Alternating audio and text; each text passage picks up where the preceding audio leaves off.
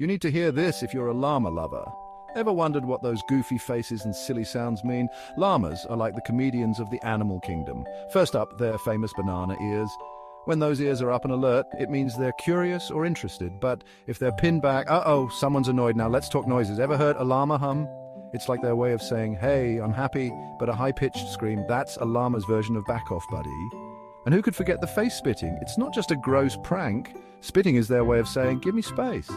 So next time you see a llama, remember those funny faces and quirky noises are just their way of chatting with you. Stay curious, llama lovers, and keep decoding those llama languages.